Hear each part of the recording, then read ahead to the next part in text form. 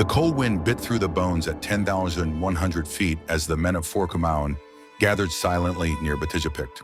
The only light came from the stars above and the faint glow of cigarettes cupped in trembling hands. Major DPS Raghuvanshi moved briskly among his men, his voice steady but sharp. "Tonight we reclaim Kumaon Hill. The enemy holds it, but by sunrise it must fly our Tiranga." In front of the formation, Nayab Subedar Ram Singh, a veteran of many patrols, adjusted his gear and turned to his platoon. "No songs tonight, just silence. Let your boots do the talking."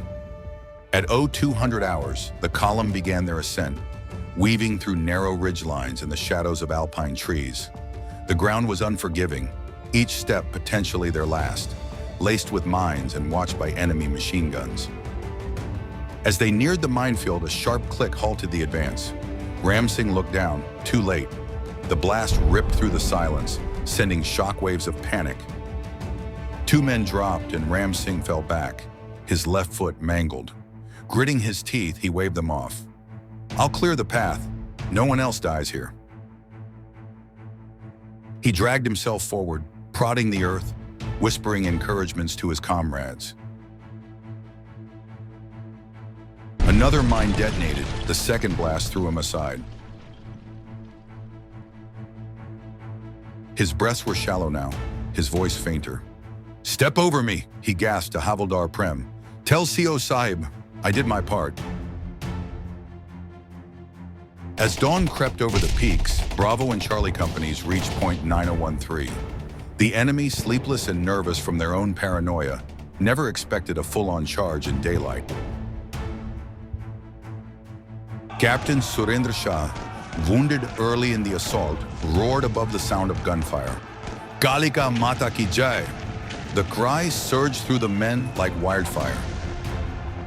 What followed was a brutal, bloody hand-to-hand fight.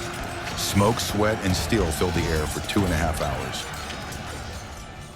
By 1000 hours, the tricolor was raised over the shattered enemy bunkers. But the enemy wasn't done. Retaliatory shelling rained down.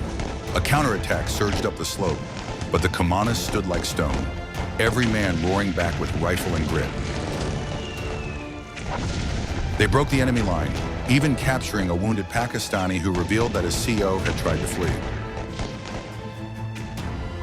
2 nights later, at the 0330 hours on 23rd September, a ceasefire was announced between the two countries. But the enemy launched one final desperate attack to retake the peak. Once again, they failed. The hill remained Indian. It would be remembered not just as point 9013, but Kumaon Hill, a name soaked in sacrifice.